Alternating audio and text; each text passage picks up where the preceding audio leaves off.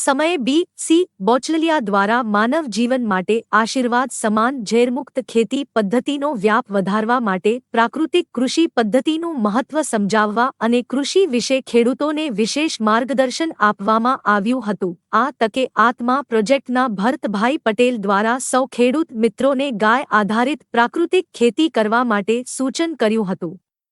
ગૌમૂત્રનો ઉપયોગ કરી પ્રાકૃતિક કૃષિમાં ખેતીનો ખર્ચમાં ઘણી બચત કરી શકાય છે અને કૃષિના ફાયદો વિશે ઊંડાણપૂર્વકની માહિતી આપવામાં આવી હતી। આ કાર્યક્રમમાં નિવૃત્ત થતા વિસ્તરણ અધિકારી એસ.આર. પટેલે જણાવ્યું હતું કે અત્યાર સુધીના મારા કાર્યકાળમાં સરકારની યોજનાઓ ખેડૂતોના ઘર સુધી પહોંચે તે માટે મેં અથવા તો પ્રયત્નો કર્યા છે અને ખેડૂતોને તમામ પ્રકારની યોજનાઓનો લાભ અપાવવા હંમેશા અગ્રેસર રહ્યો છું। મેં મારી વિતરણ અધિકાર તરીકેની ભૂમિકા ખૂબ જ તટસ્થ રીતે ભજવી છે। છેલ્લા 22 વર્ષ સુધી કાર્યકાળમાં ચૂડા તાલુકાના તમામ ગામડાઓમાં મુલાકાત કરીને સરકારી સહાય ખેડૂતો સુધી પહોંચાડી છે, જેમાં મને તાલુકા પંચાયતના સ્ટાફ, વીસી મિત્રો અને મારા ગ્રામ સેવકોએ મને ખૂબ જ સહકાર આપ્યો છે। કાર્યક્રમનું સંચાલન ઇન્ચાર્જ વિસ્તરણ અધિકારી આશિષભાઈ હણે કર્યું હતું। આ કાર્યક્રમમાં આત્મા પ્રોજેક્ટ ડાયરેક્ટર ભરતભાઈ પટેલ, કૃષિ વિજ્ઞાન કેન્દ્ર નાના કાંધાસરના બી.સી. બોચલિયા તથા ખેતીવાડી શાખાના તમામ કર્મચારીઓ તેમજ હોદ્દેદારો સાથે તનકસિંહ રાણા, લખધીરસિંહ જાદવ, ઈશ્વરભાઈ માધર, ઘનશ્યામભાઈ રોજાસરા, શિવભા રાણા તથા તલાટી કમ મંત્રીઓ અને મોટી સંખ્યામાં ખેડૂતો ઉપસ્થિત રહ્યા હતા। જિલ્લો સુરેન્દ્રનગર।